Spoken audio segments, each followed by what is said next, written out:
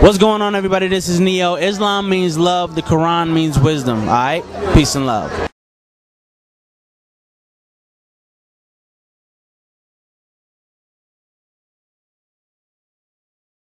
You're so blessed in your life. What do you do spiritually to stay grounded? I represent my family. I try to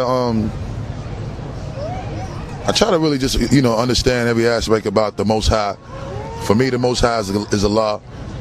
And all praise is due to Allah, Lord of all worlds, the greatest, the beneficent, the merciful, the Most High. And I live my life by Islam. And at the end of the day, I think that's pretty much what grounds me in the way that I think most people should be grounded, and that's just enjoying who you are as a human life, as opposed to trying to add all of these other additives and preservatives to your perspective on life, where you think you this person much more than another person. Just being you, being in tune with your spirit, being in tune with your reality as far as life is concerned, and definitely being in tune with your family.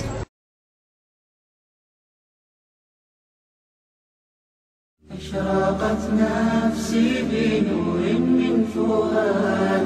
want to tell you just a little about the background that I came from. I'm not a doctor, I'm not an alim, I'm not a lawyer, I'm a slave. And that's why I took the name Abdullah, the slave to Allah. I actually came from a line of preachers and teachers. They went back to a man by the name William David Chappelle. He was actually a slave who was bought and sold. I was the first Muslim in my family, but today there are 25 Muslims in my family. Nobody in my family learned this, or rather accepted Islam from my hands. But in my absence, they were reading books and they were learning Islam. And so what I'll tell you is that my brother David, he was the second person to accept Islam in my family. The next person in my family who accepted Islam was my mother. The next person who accepted Islam, I think, was my sister. The next person who accepted Islam in my family was my father. He died the same year. We gave him Janazah Islamiyah. The other people in my family were impressed. My grandmother said, I want my funeral exactly the same like his. And she died a couple of years after my daddy. But before she died, she accepted Islam.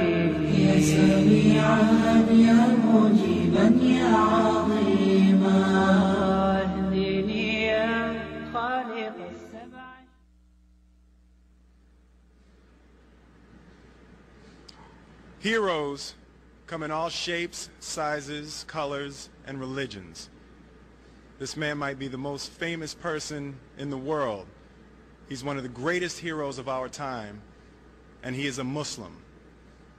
It was hate, not religion, that motivated the horrible acts of September 11th. And in the wake of these events, nothing could be more un-American than to respond to mindless hatred with blind vengeance.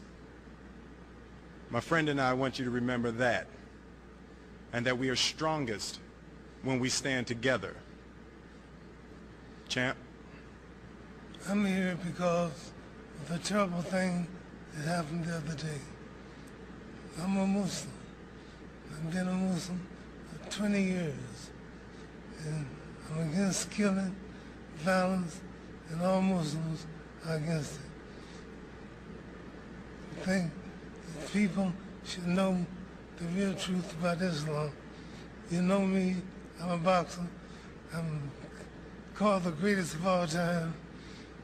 People recognize me for being a boxer and a man of truth. And I wouldn't be here representing Islam if it was really like the terrorists made it look.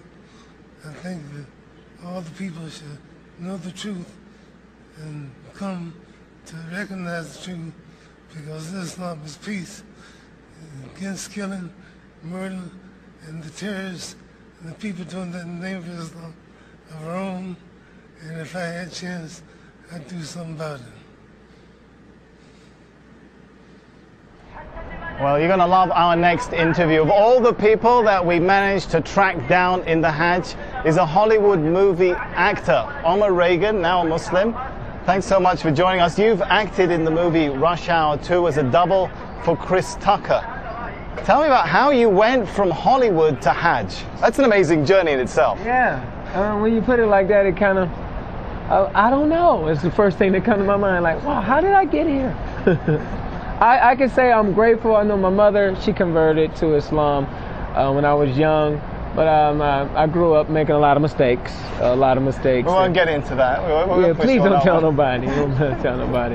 But then I started working, and I was always raised to be a good person. And then I joined up with this group called the Canadian Dawah Association, which I ended up being the program developer for it. And we started doing little functions like Stop the Violence and things in Canada and things in the U.S. And then they said, hey, we're sending you to Hajj. And I was like, what?